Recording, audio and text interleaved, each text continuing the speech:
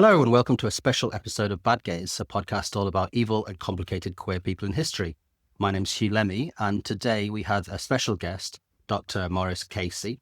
He's a Belfast-based historian and author of one of my favourite books from last year, Hotel Lux, An Intimate History of Communism's Forgotten Radicals. And, well, quite often when we start a podcast, I have an idea of who we're going to talk about, or I know a vague life story, or I can put them in some sort of context. But you suggested this guy to me, Gavin Arthur. I'm assuming a guy. I actually don't know anything about him, and I didn't Google him. I know nothing about him, so I'm going in really cold. So, yeah, I'm as clueless to this as the rest of the audience. So, who are we talking about? Who is Gavin Arthur? Well, thanks you for having me on to speak about Gavin Arthur, who's a kind of a figure that I came across maybe about 4 or 5 years ago. But ever since I've learned his name and who he was and where he showed up, I've begun to find him everywhere. Just a kind of Ah, gadfly figure moving through the 20th century, through Irish history, through queer history, through American history.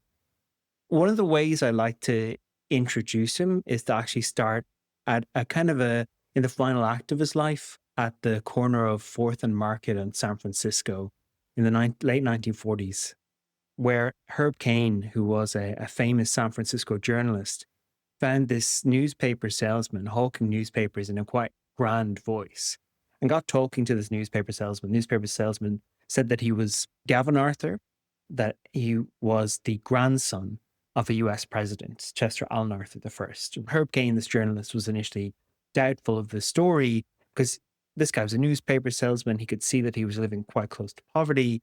But in fact, it was true. Herb Caen showed him Chester Alan Arthur I's presidential watch. And so that kind of proved the story. wow. So Gavin Arthur is a man who, I guess, in spite of himself, made queer history. He was an inveterate name dropper. He's quite self-obsessed. He was propelled through his life initially by a vision that he was going to be the next global literary sensation, that after that he would save the Irish nation. He later thought that he would create a kind of an Irish fine wines import industry. And this was followed by disillusionment, rediscovering himself in the California sand dunes in the 1930s, then becoming a figure in West Coast Democratic Party politics, then falling into obscurity, winding up selling these newspapers in San Francisco, and then finally becoming an esoteric guru to the Beat generation in the 1960s before his death in 1972. So you get a sense Oh, of well, this, yeah, a really wild this is like life. the perfect Bad Gays candidate. Yeah, like a bit of Yeah. everything.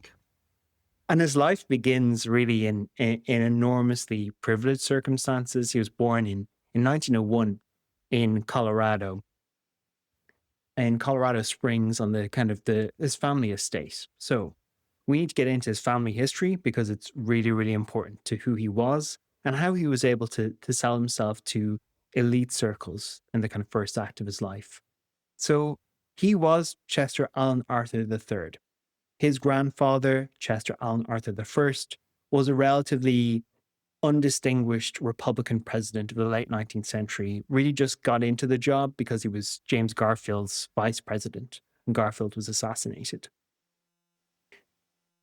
His great grandfather, actually came from Ireland, from a place called Cullybackey in County Antrim, very small village. It now retains the cottage in which that great grandfather was born as a kind of a spring of a president. So that great grandfather emigrated in the mid 19th century, and the grandfather becomes a president. Gavin's father, Chester Alan Arthur II, was a kind of a bon vivant womanizer who just lived on the family wealth. And then in 1901, Gavin Arthur, as he will later call himself, is born in Colorado Springs. His mother, Myra Fithian Andrews, she also had an Irish link. His great grandfather on his mother's side was a kind of a notoriously corrupt Democratic Party politician from County Cork in Ireland. So this one boy born in 1901, Chester Arthur I, later Gavin Arthur, has these multiple lines of descent. He has a kind of a Presbyterian Irish line and a Catholic Irish line. He's got a Republican Party line and a Democratic Party line. And kind of fittingly for a man of such dualities, he would have relationships with men and women throughout his life. Hmm. Was it common to have like someone from an Irish background as president at that point? I feel like that's something that Yeah. sort of is quite not necessarily controversial, but difficult at that time, and doesn't become something more common until the mid-20th century. Yeah, so I'm being a bit controversial in my use of the term Irish. I guess they would have considered themselves Ulster Scots. So, Okay. coming from this Ulster migration of Presbyterians, which were quite prominent in 19th century American politics, what becomes the kind of more notable, what you get with Kennedy or then later with Biden, are Irish Catholics, Hmm. people Yeah. descend from Irish Catholic lines. So at that point, this idea of an Irish ancestry, we'll kind of get more into it when our character, Gavin Arthur, travels to Ireland and his rediscovery of Irish ancestry becomes a kind of a rebellious alignment with the Catholic nationalists against Hmm. his own family ancestry. But yeah, I mean, I guess that's a kind of a good point to bring in where I first encountered Gavin Arthur. And that was in a very unusual late night, like 1946, published autobiography by an Irish mystic called Ella Young, who had ended up on the west coast of the US. So I was part of this research project that I was on the queer history of Northern Ireland. I was interested in this woman, Ella Young, who was from County Antrim in Ulster. And I'd seen some references to her being on the kind of fringes of early 20th century um, lesbian circles, like Commune in the mid 20th century as well on the West Coast. So I was kind of interested in trying to think through, well, if she was later categorized by historians as queer, who was in her social network before she left Ireland? And reading her autobiography, she described this party in early 1920s Dublin. And she described it as a reception for the grandson of a US president, this man, Gavin Arthur, who had just arrived and taken up with the Irish cause. And so that struck me as really remarkable that someone with that kind of vaunted background would travel to Ireland in the 1920s and get involved with Irish republicanism. And then as I looked more into it, I began to see that this party in the early 1920s was almost a kind of an unwitting queer gathering. It was held in the home of a woman called Kathleen O'Brennan, who was in a relationship in the 1910s, again on the West Coast in the US, with an Irish Italian radical, a woman called Marie Equi. So you have these three characters, these three historical characters, Gavin Arthur, Kathleen O'Brennan, Ellie Young, all of whom become part and parcel of different angles of queer history, all at one gathering in Dublin in the 1920s. And of course, the first thing I do when I come across Gavin's name is that I Google him. And what you find is that he has this place within queer history because of a story, really, that he used to tell quite a bit when he was a guru to the beats in the 1960s. And that story was that he was the kind of vessel of evidence, albeit indirect evidence, for Walt Whitman's queer sex life. So Arthur claimed, Gavin Arthur claimed, um, he published this in the 1960s, this account. He claimed that in 1923, he traveled from Ireland to Sheffield to meet Edward Carpenter, who may be familiar to many of your listeners, the kind of the sometimes described as the godfather of gay rights in Britain, early 20th century author on both kind of socialism, but also on trying to theorize human sexuality at the turn of the century. So Gavin Arthur travels to meet Carpenter in 1923. Um, and this is the kind of, we can verify that much. We can show that he went there. The bit where it's Arthur telling anecdotes that occurred behind closed doors is that Arthur says that he slept with Edward Carpenter on that meeting, and that Carpenter told Gavin that he himself had slept with Walt Whitman. So Gavin Arthur places himself in this, I guess, kind of 6 degrees of sexual separation, where he slept with Carpenter, slept with Walt Whitman, And it seems that he used this in the 1960s to bring some younger gay guys in San Francisco to bed as well. This idea that you would then be linked into his line of Hmm. queer succession. It's like a sort of queer patrilineage. Exactly. And this is why Gavin Arthur matters in US queer history, because he is this anecdote that he told has had like real kind of forensic investigations by Whitman scholars, Martin Murray, I think, being the key one to try and decipher what can be known, what can't be known, because it is the kind of only evidence we have for an actual retelling of women having sex with another man, rather than just kind of homoerotic poetry and relationships Hmm. that are more veiled. So that was what was presented on my Google search when I I found him. And immediately I thought, well, this is really useful for me, who's a historian of not just kind of wider European radical currents, but specifically Ireland. And Irish sexuality, the history of sexuality in the early 20th century, is always seen as something that, of course, happened, right? We know that queer sexuality happened. I mean, it was a pretty much a revelation to Irish people that heterosexuality happened in 20th century Ireland, right? But queer sexuality was something that could be evidenced through, for example, the usual kind of sources we find, like police reports. I guess we do have the more unusual, in the Irish case, diaries of Roger Casement, which map onto the kind of geographies of sexual cruising in early 20th century Ireland. But it's very difficult to find evidence of people discussing queer sexuality, of theorizing queer sexuality in Ireland during the Irish Revolution. We don't have a figure like Edward Carpenter, like Magnus Hirschfeld, someone who not only talked and theorized sexuality in the place they were based, but created these vast archives of kind of incoming correspondence where Germans or British people talked to them about their own kind of sexual awakening, their own Mm. realization of their sexual desires. So my theory when I found Arthur was that maybe he could be that person. Maybe he could be the kind of node in a wider queer network. Unfortunately, because of his, less so his sexual patrilineage, more his actual presidential lineage, it meant that his huge archive, or quite extensive archive, is held in the Library of Congress because it's part of a presidential archive.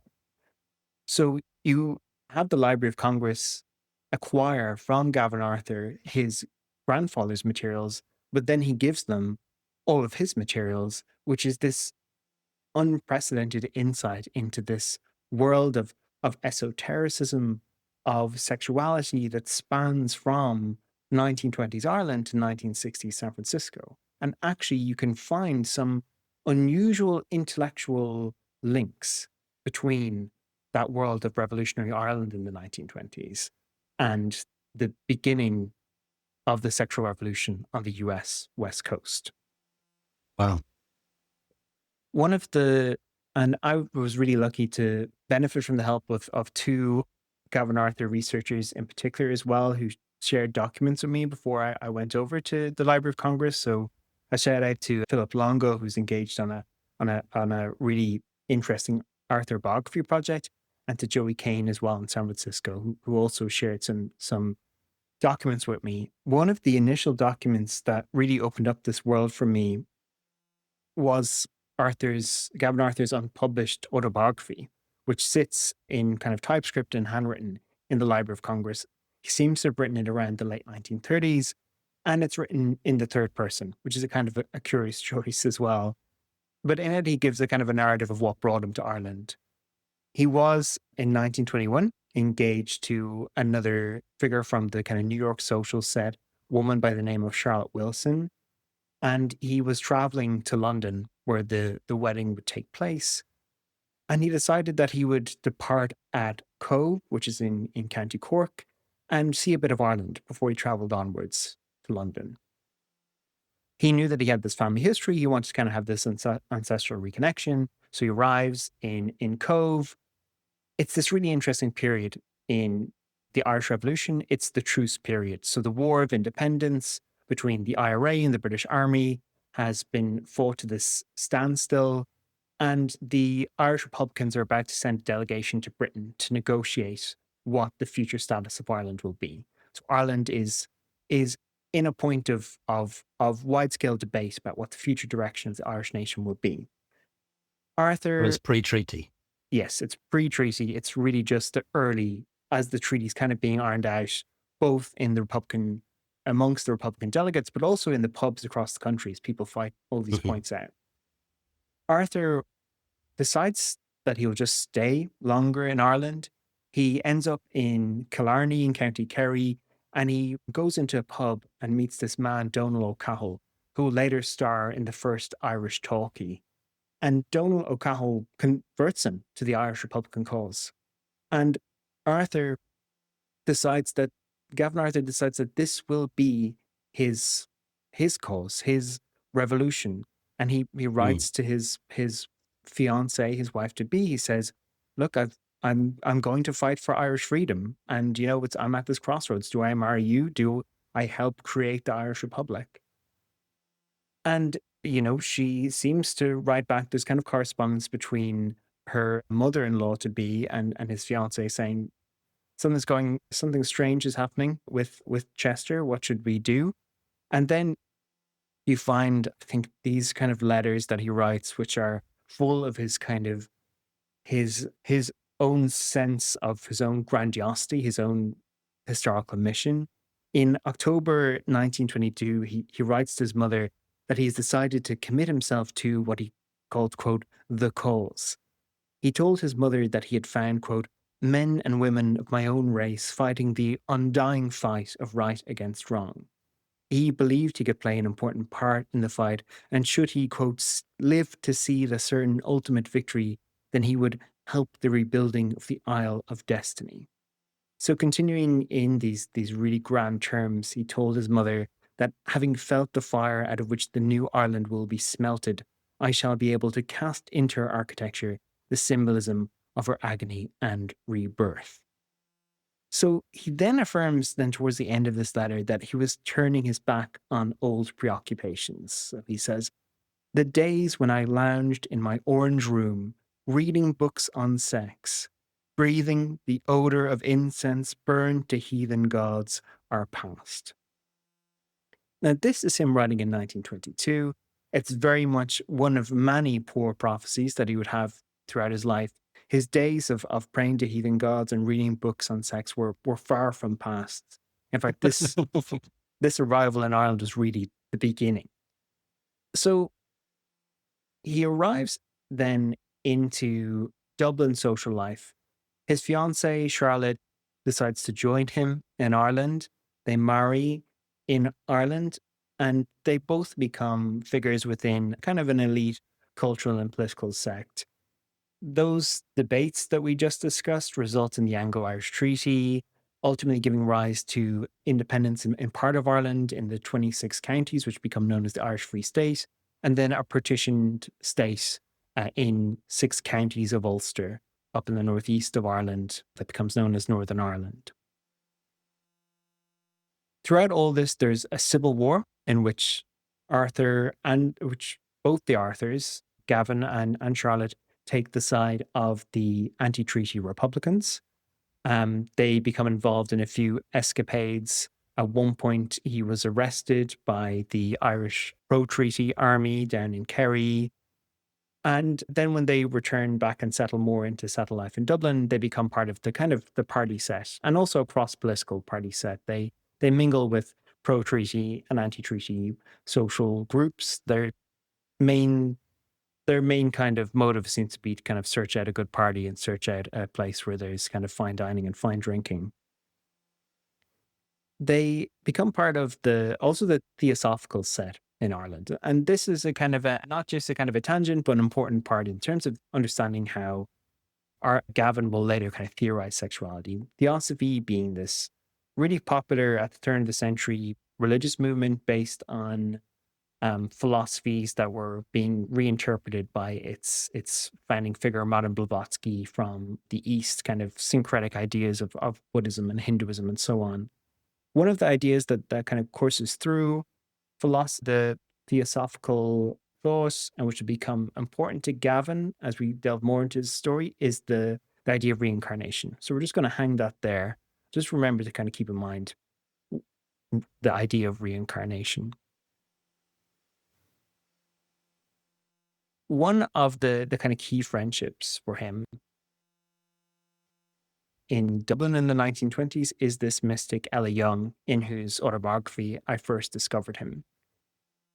Both Ella and Gavin tell a story of their first meeting where they were walking back from the party where they had met. They were walking back to Ella Young's home in Rathfarnham. They were speaking with one another, and suddenly they realized that they were actually speaking about an encounter they had had in a past life when Ella was a druid and Arthur was a shipwrecked Roman, and she had helped save his life. So that bond that they had actually known each other in previous incarnations becomes really key to their link together.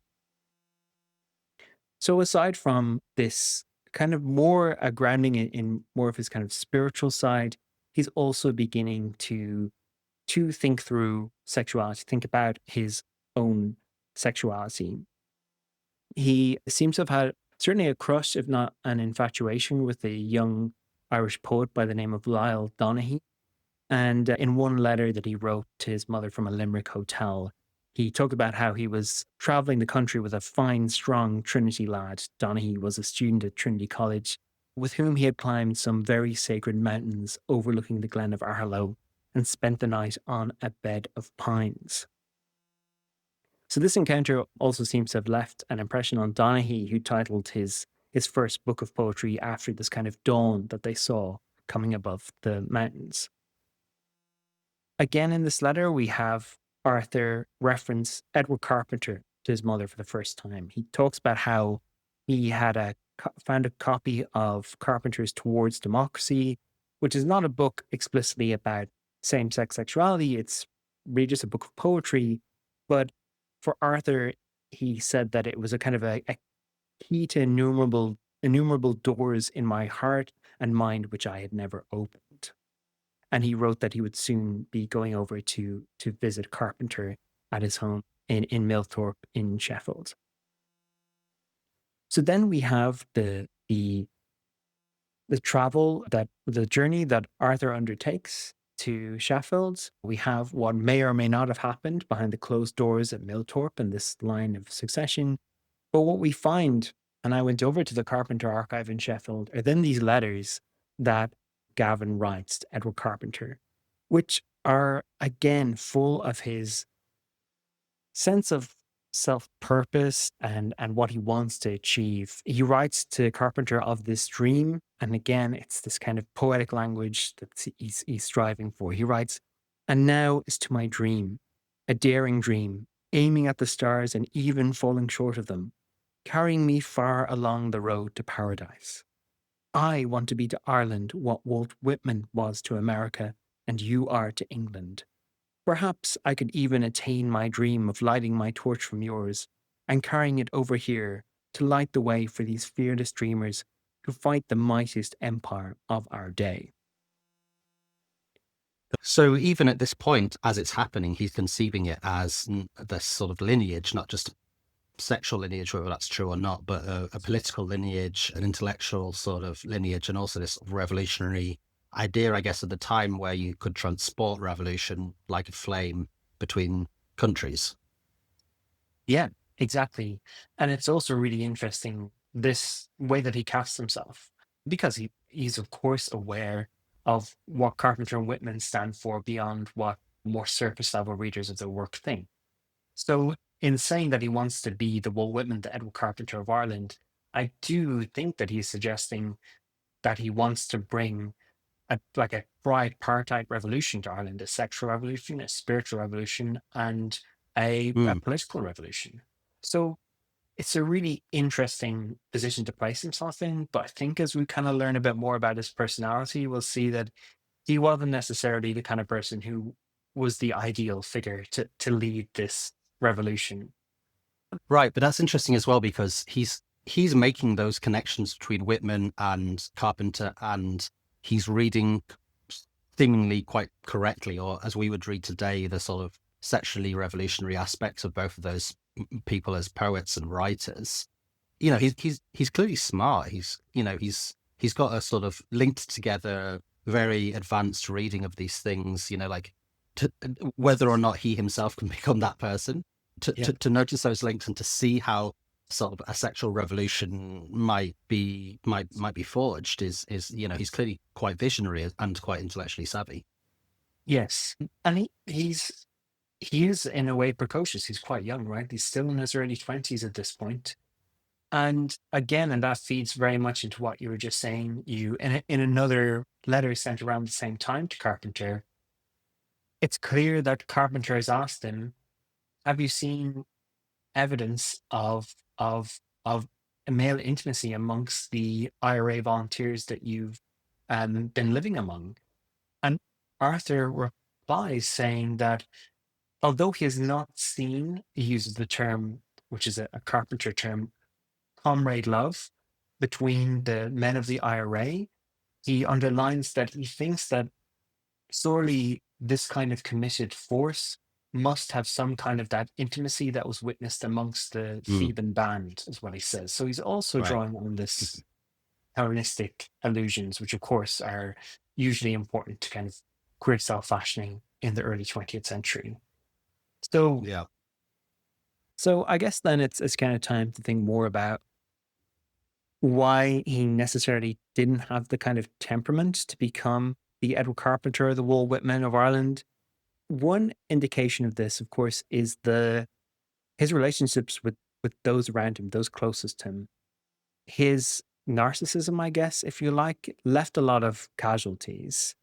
And he had a particularly troubling relationship, or troubled relationship rather, with his father, Chester Allen Arthur II.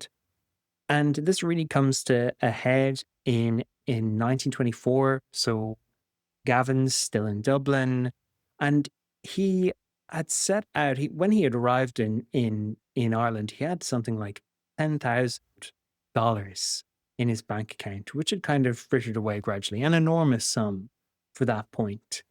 And he had decided in what would become a kind of a lifetime of schemes, he decided to import wine into Ireland with a business partner. He had written to his father, it seems, looking for a $1,000 um, investment in this wine business. His father had more or less decided that this was a kind of an ill-advised venture and had rejected this investment. And the letter that Gavin writes in response it's just extraordinarily OTT. So I'm just going to read you one paragraph of that letter. So his father has said, "I will not give you a sizable sum for your wine business." Then he replies, "I am going to make a name of my own, and you too I shall make immortal. I am going to make your character live in literature as an example for all men to avoid. It will be a byword for a faithless husband and a faithless father, a man granted every blessing at his birth, beauty, charm, money, education, and a great name, who used these gifts for no one but himself, who grew old with neither the glamour of real wickedness about him, nor the halo of real good, lonelier and lonelier, deserted by every one who ever had cause to love him, using the remnants of his father's fortune to keep about him a few satellites for company, who died in agony of body and terror of soul, unmourned, unwept, quickly forgotten, having left no good thing created in the world. I owe you nothing except an uncoordinated and weakling body." And he signed off that letter, "May God have mercy on your soul." Jesus Christ. Hell hath no fury like a twink spurned. That is so intense.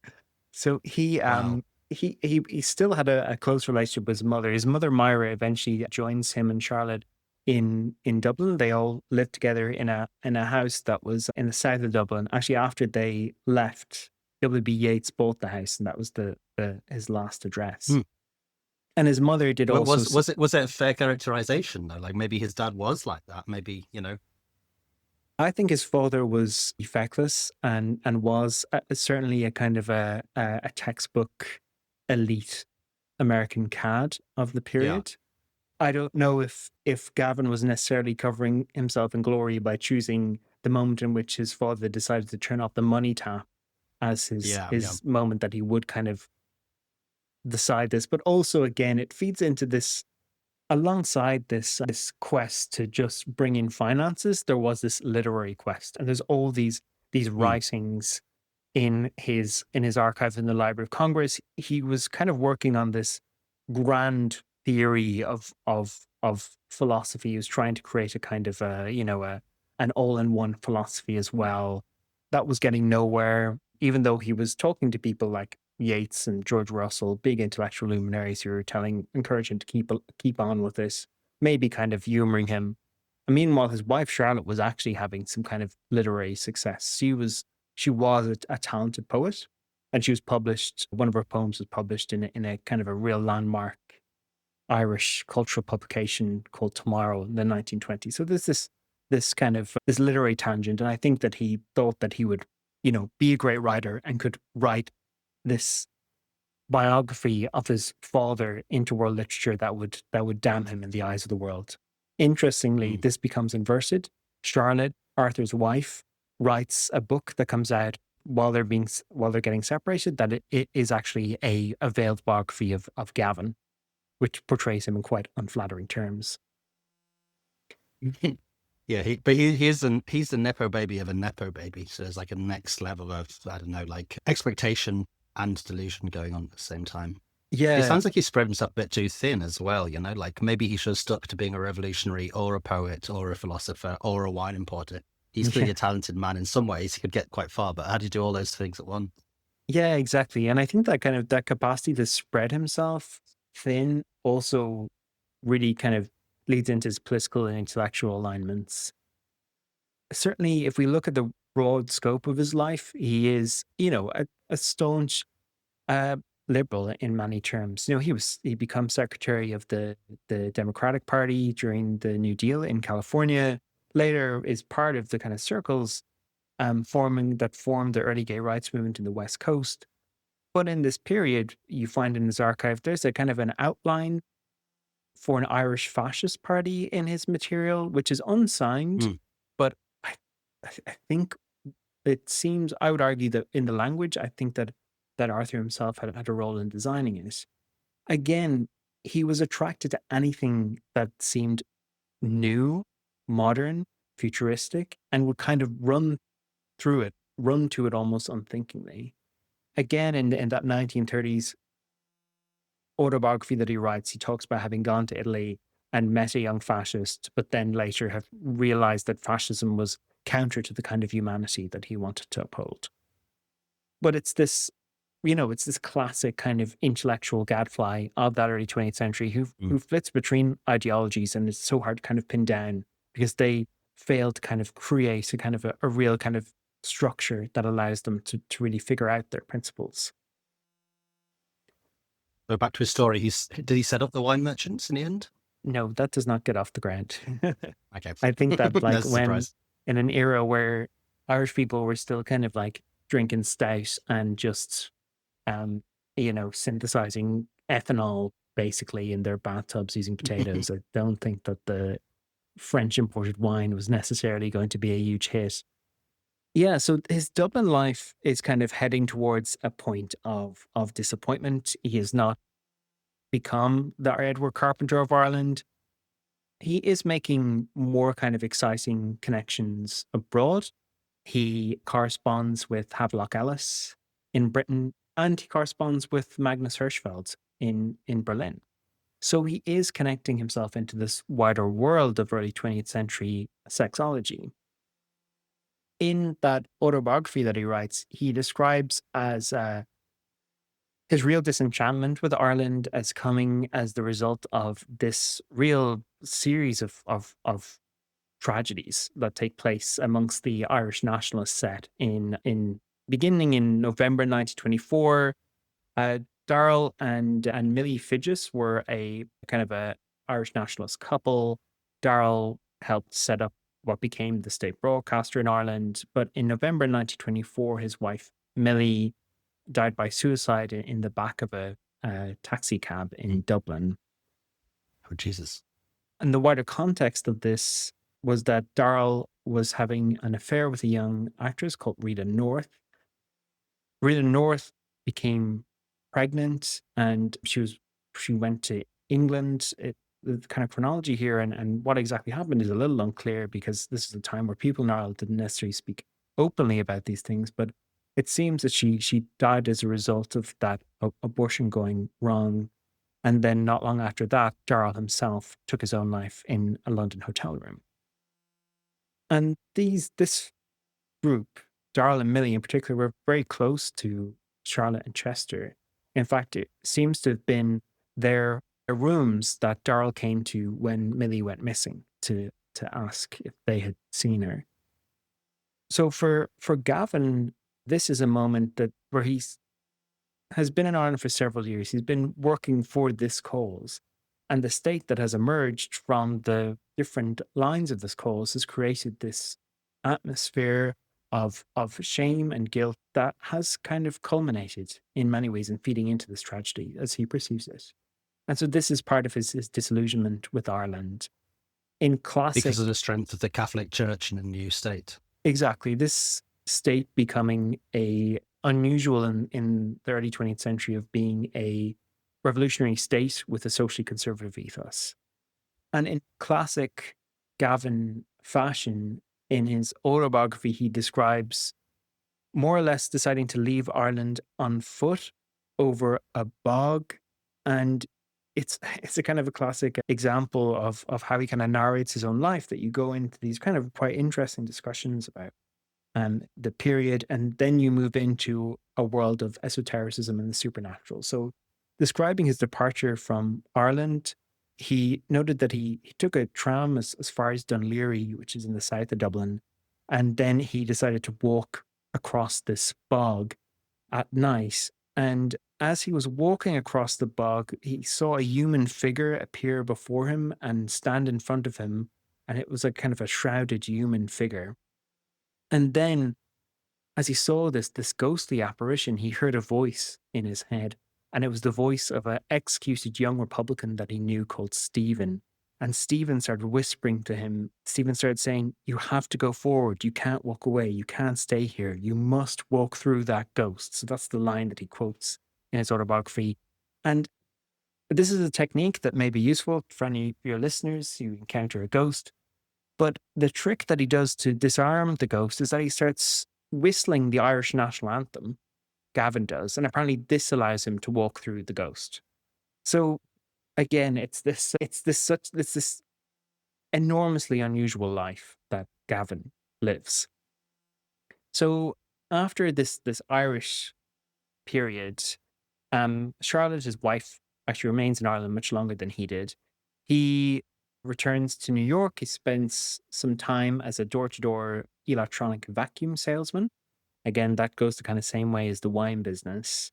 And then eventually, 1926, he goes to the West Coast. He goes to California, where he reconnects with Ella Young, his Irish esoteric mentor, in a way, who at that point was both lecturing on Irish folklore in the West Coast, but also heavily involved in theosophical circles.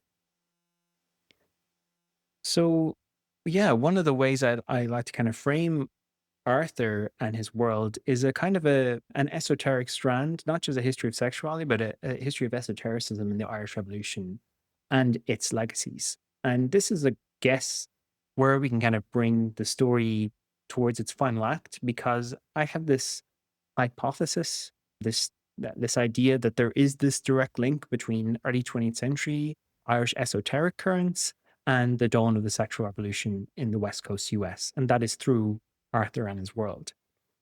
He ends up in the sand dunes of Oceano in California near a theosophical community called Halcyon. And Halcyon was formed, there was a quite Irish connection to its foundation. The couple who were a real leading figure in it, John and Agnes Varian, they were both from Ireland. And Ella Young settles here as well.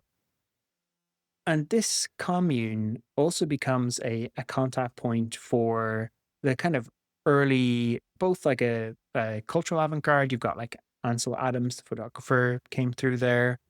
Gavin Arthur at one point publishes a journal called Dune Forum, which he tries to turn into a West Coast New Yorker, which kind of brings together a lot of really recognizable names on its pages, including Ansel Adams.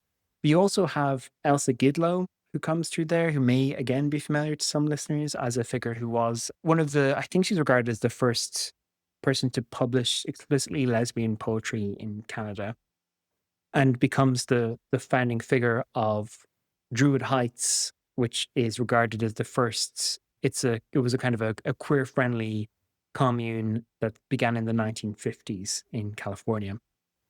And the Druid of Druid Heights is almost certainly a reference to Ella Young, this Celtic Druid who was close to Gidlow as well. So this back then, and calling back the point I made about reincarnation earlier. In the early 1960s, one of the small gay presses in San Francisco comes out with a book by Gavin Arthur called The Circle of Sex. The Circle of Sex was Gavin's own theorization of the spectrum of human sexuality.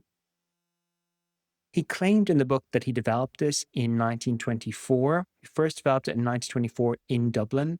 He had a conversation with W.B. Yeats about a lesbian friend in New York who had died by suicide.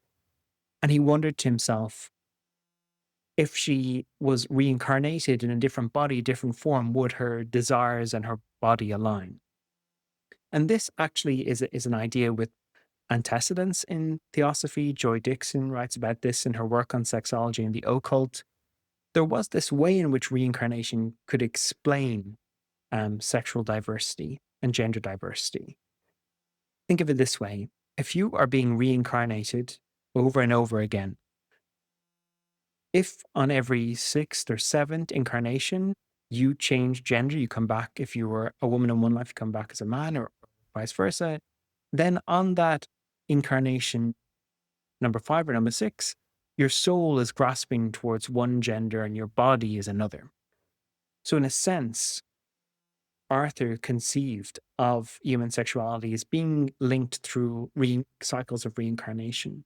So he designed this circle of sex, and I think now I should show you it. I'll bring it up. I actually found a very high quality version of it on, of all places, a Tumblr blog. And I think if Gavin Arthur was alive today, he would have been quite a Tumblr power user. Absolutely, yeah, he'd have been a huge Tumblr guy. So I'm just going to bring it up for you. I'm going to ask you to describe it for the listeners. Oh, wow. Okay, so we have let's say, okay, so we've got a circle, which is then divided into quarters, and it's also divided into 12. And also in sort of concentric circles into 3 other types. And so in the central circle, you have the seasons, summer, spring, autumn, winter. And then you have the times of the day, noon, afternoon, early evening, etc. And then outside is when it gets good. So you have sort of, I guess a sort of Jungian archetypes almost, but a queer version of it. So you have, let's say, Duchess type, lesbian type, dyke type. And then you have Fan, Darby, Pioneer, Caesar, Dorian, Pinocchio, Lady C, Joan, and Clubwoman. And then as you get out from that, you get a sort of, what is that? These descriptions of sexual desire? They're Carpenter's terms. So genic is Carpenter's terminology for what we would describe as homosexual. And so heterogenic is what we would describe as bisexual or heterosexual. Sorry, I'm not too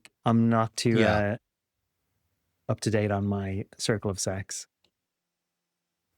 And then we have, so you then have like shades of it. So you have 3/4 homogenic or heterogenic and ambigenic. And then you have these other two, which are heterogenic paterfamilias and heterogenic And materfamilias. and then we have, And then which the I entire thing is again then split into 4, which is yin and yang and penis and clitoris, which I guess is sex, yeah. right? So yes, yeah, you're spot on. I'm It's trying to very read it. yeah. It's strange, but it has a curious logic all to its own, which is about, in a way, Gavin's critique of the idea of heterosexual and homosexual as kind of binary opposites. And in a way, Hmm. he's trying to create a system that accounts for, bisexuality, but also people who may be hyper heterosexual or hyper homosexual gradients, a spectrum, really, a spectrum of sexuality.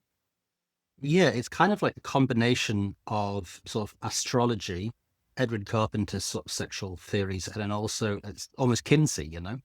Yes. Yeah. And Arthur worked with Kinsey. He helped the study, or so he claimed. And And also, and is there an astrological function to it in terms of, it has months, no, it has times and months of the year and seasons. So could I read this as something like, well, I was born in late spring? No, because that would make me a homogenic Dyke type. Well, maybe that's true. I don't know. Okay. astrology was an important part of the kind of Arthur's life at this point.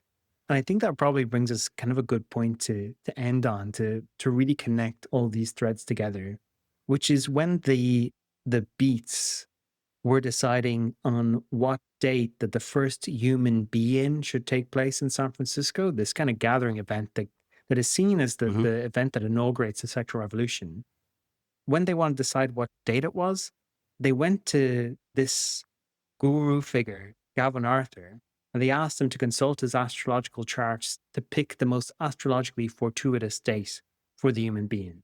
So, in a way, we can think that this president's grandson, who winds his way through revolutionary Ireland, electronic vacuum salesman, failed wine importer, failed journal setter upper, commune founder, and then finally astrologer, is the figure that chooses the date that starts the sexual revolution. And that's kind of my grand theory of Gavin Arthur. So he's this figure who, like I kind of began with, once you know him, once you know to look out for him, you see him everywhere. He just appears in every archive and in unexpected places, whether it's a party in Dublin or a street corner in San Francisco hawking newspapers. It's like a queer Forrest Gump. Exactly. I still can't get over this chart. Like, yeah, I'm going to have to read into it and try and figure out what he's doing here. There's a sort of, so when, so the sort of, that's like the sort of beat hipster movement is like late 50s, early 60s. Yeah. Yeah. So what's he doing in the 40s and 50s is when he's sort of living in California in his communes and Yeah. writing. Yes. Well, trying to keep afloat in a way. He's Selling been news. disowned by his family, Uh, disinherited. he's the he's the last line. He was an only son. He did still live with items that I guess he could have pawned, but he felt too kind of I guess he had too much of a sense of his own legacy to kind of pawn off all Mm. these grand things that he had inherited, things signed by major figures of US political history. People who visited his place in San Francisco would describe these framed items on the wall that all linked to 19th century US presidential history. He was also working on his own kind of esoteric theories, and even in the 40s and the 50s was being sought out by, for example, Alan Watts, who becomes one of these key intermediaries between Zen philosophy and the West. Alan Watts talks about Gavin Arthur as the kind of the godfather of the dunes in his autobiography. And again, maintaining this relationship with this figure of Ellie Young and being a figure within the Halcyon commune. The Halcyon commune, there's a really interesting book about Paul Ellie has a really interesting kind of afterlife because young two men who grew up on the commune would go on to be the first people to take out a lease in Stanford Industrial Park, and then kind of leads to the birth of Silicon Valley. But Paul Ellie Ivy makes this interesting argument about how the theosophical interest in unknowable worlds fed into these young men's ideas of radar technology and so on, which forms Mm. the basis of their inventions. So I think as well there is this story that we can tell about this social libertarianism of early 20th century West Coast that feeds into both the sexual revolution, but also in a way Silicon Valley tech libertarianism, and also that idea of having a kind of a prophetic place in society that feeds the ego of tech billionaires. That's a bit perhaps more kind of speculative, but I think that there is something about this world on the West Coast that links into the world of the West Coast today in interesting ways. No, definitely, yeah. Like these sort of hippie ideologies also, of course, lead into California ideology, but then the esoteric is deeply. I'm thinking also like Jack Parsons, the rocket scientist, like very pioneering NASA rocket scientist who was deeply, deeply driven by very unusual esoteric beliefs. Yeah. Yeah, So exactly. how does the story? How does his story end? When does he die? He dies in 1972. He's quite fondly remembered in a number of Tom Gunn, playwright, talks about having Yeah, encountered him and being really impressed by him. One of you his can kind definitely of see the influence on Ginsberg as well, Allen Ginsberg. yeah, yeah. And yeah, Ginsburg put him into the line of sexual succession as well. When he dies in 1972, what I think is interesting about him is that he's the only figure, I think, in 1970s history whose death is noted both in the San Francisco queer press and in the local newspapers of County Kerry in Ireland. So there's an article in the Kerryman newspaper in 1972, shortly after his death, about a short little obituary where locals remembered the time that he had helped out the Republican cause in the town of Killarney during the Irish Civil War. Now, that obituary didn't mention anything of his circle of sex. Right. 1970s Islands, but he lived to see. I guess he lived to see Stonewall. Lived to see the start of 1960s sexual Yep. revolution and the queer Yeah. Yeah. revolution in the Yeah. US. Yeah, and his Um, his first edition of the Circle of Sex was the foreword was written by a I believe a psychologist who had been instrumental in helping get the homosexuality struck off from the DSM, if I'm remembering correctly. Hi, you're listening to Bad Gays. We're an audience-supported show. We don't have a network, we don't have sponsors or advertising. It's really you guys who keep the show on the road. So if you're interested in supporting us, why not head over to Patreon, where you can listen to Extra Bad Gays, our monthly podcast about all things queer. It's really fun to do. You get to hear from us every month. You get to hear from us in a less scripted format. We're starting to do fun new things like an advice column segment. Again, all of that is only for subscribers. You can also subscribe on Apple Podcasts right there in the app. We also have new merch for season 8. We have t-shirts, we have socks that say Evil Twink Energy on them. We have caps in pink and camo and black. Go check it out, all at our website at badgayspod.com. All of that helps us keep the show going and do more of this, which we love to do. And now, on with the show. Thanks, Maurice. That's a really incredible story. I'd never heard this guy before. And now I definitely want to go out and find more out about him. So I've got some questions. You mentioned he was married and then his marriage ended. Did they just separate or did they divorce? They divorced. In fact, he married 3 times.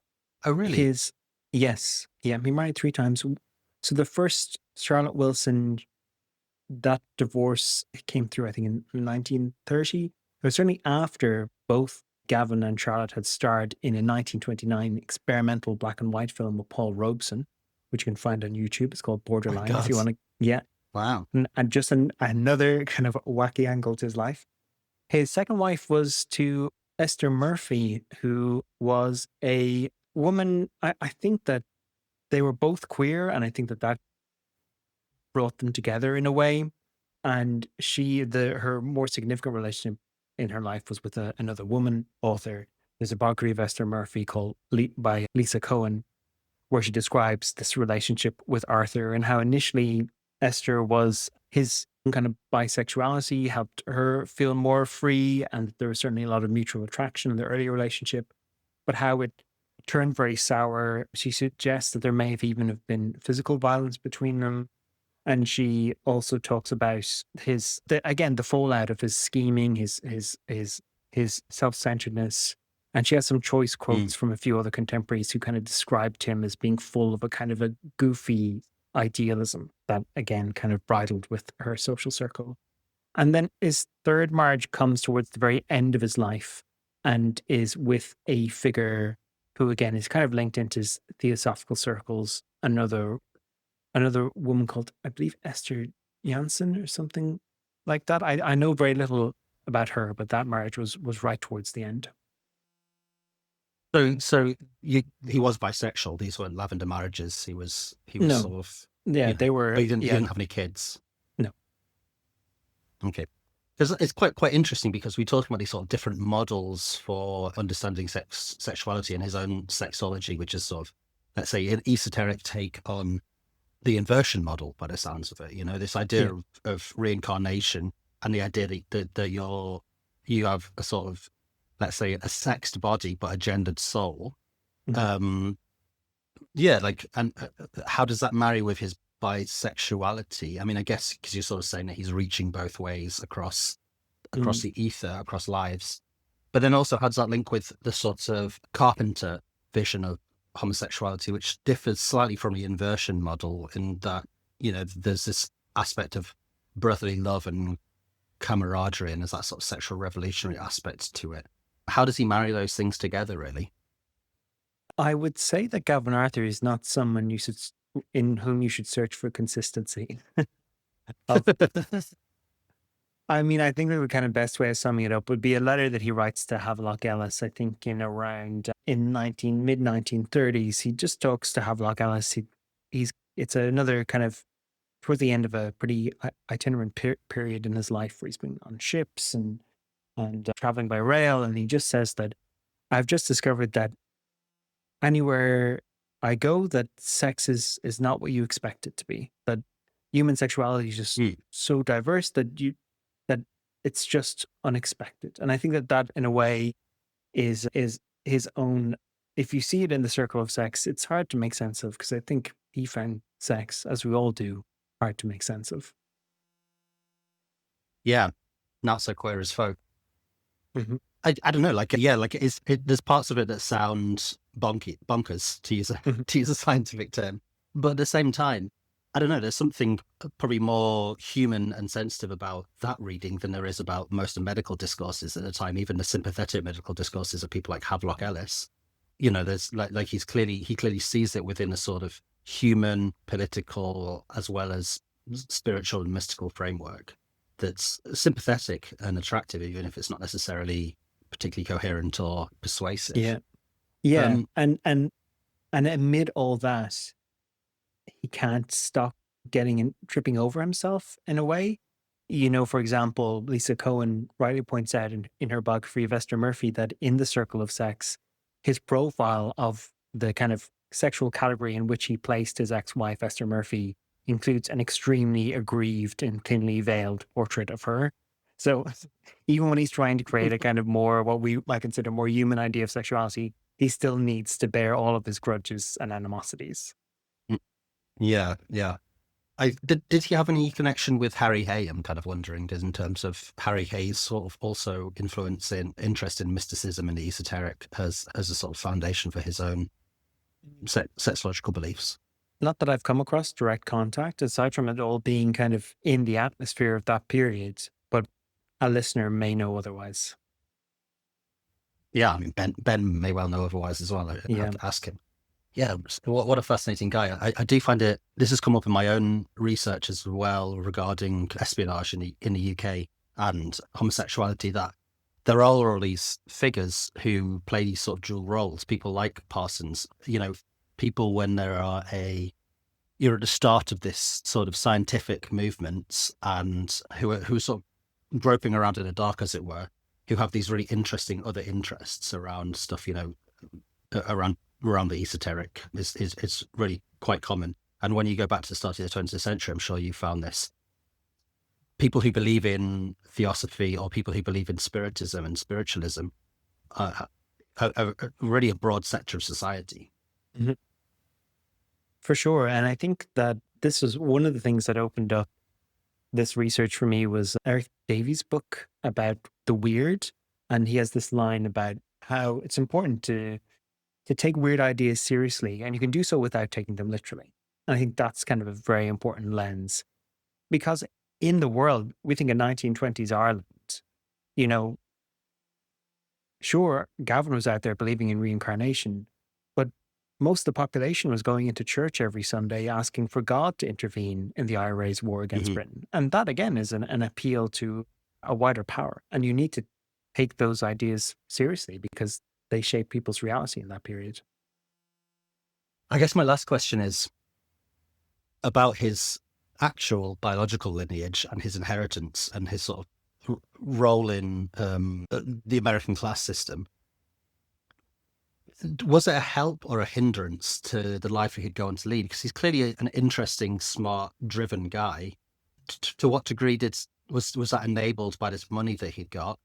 And to what degree, was he sort of hindered by that in that I don't know, he didn't have to apply himself to one of these tasks, let's say, or yeah. Yeah, it's an interesting question. It's one for me to think more on. He led this entirely kind of dilettante life. And of course, so much of it was enabled by that wealth. Mm. His travel to Ireland. I mean, this idea that you could just leave university and go wander around Ireland, join the Irish cause, but also his place within the class system, moving him quite quickly through the echelons of Irish National Society, because for the Republicans, it was clearly this big coup that they had a US president's grandson who they could get on a platform and say, I believe in a 32 county Irish Republic.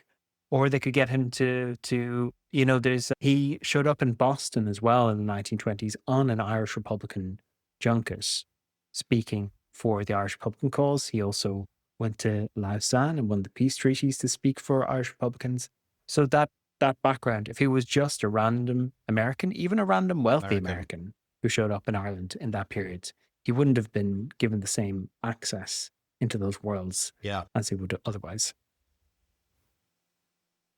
So on that note, come to the end of the show, Gavin Arthur, good gay, bad gay, good not gay, bad not gay, clearly bisexual, a bad bisexual. Yeah, I would say a bad bisexual, not an evil bisexual, it seems. Yeah, I mean, from what you've described, it seems that he falls very much into complicated, extremely complicated. But in terms of bad, like because he treats his partners quite badly. Yes. Hmm. Yeah. He treated his partners quite badly, and he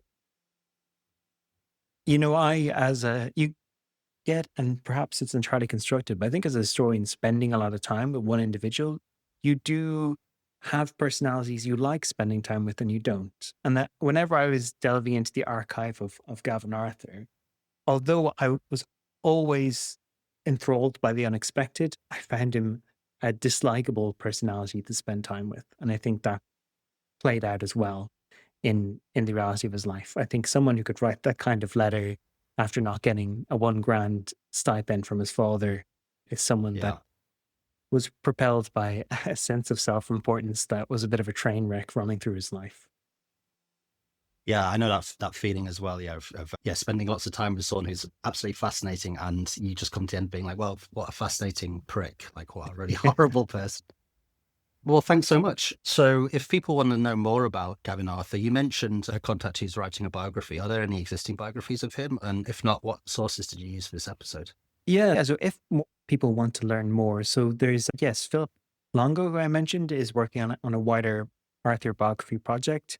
My own work on Gavin Arthur has been published recently in an article which is available free to view, open access on History Workshop Journal. It's called I Want to Be to Ireland, What Whitman Was to America, Esotericism and Queer Sexuality in an Irish Social Circle. You can find that online very easily. Other than that, different sources I've used are his own book, The Circle of Sex, which can be found in some libraries. You may be lucky with the university library. And there's various things floating around. Lisa Cohen's biography, All We Know, which is a triple biography, but one of the women featured in the biography is Arthur's second wife, Esther Murphy. That's a really good insight from Esther's perspective on who Arthur was and gives some good biographical detail as well. So those are the kind of key accessible sources I'd shout out. Great. Well, we'll stick those in the show notes. And also, if you are interested in a sort of Irish revolutionary history and queer sexuality, I can definitely recommend your book, Hotel Lux, which I reviewed last year, I think, for Tribune magazine. It was not just one of the best history books I've read last year, but it was one of the best books, full stop, that I read last year. It's really much. fascinating and a really interesting way to write about history. I'm sure, as anyone listening to the show today will know, but like will recognize, but the sort of the way you go into the archives and you talk about how archives work, and the way you also piece together a sort of wider history of the Russian Revolution through these intimate personal stories really brings the entire thing to life. It's a really great book. Thanks so much, Hugh. And I have one last thing to shout out, which is that university overlords are obsessed with metrics. And so if you enjoyed listening to the episode, I'd be happy to fill out a little feedback form. You'll find it on my socials or on the website for the research project I was on, which is Queer Northern Ireland. So take a look at that. Really help me if you could fill that out. Okay, great. Yeah, give you a hand. We'll stick that on the show notes as well. Oh, brilliant. Thank you.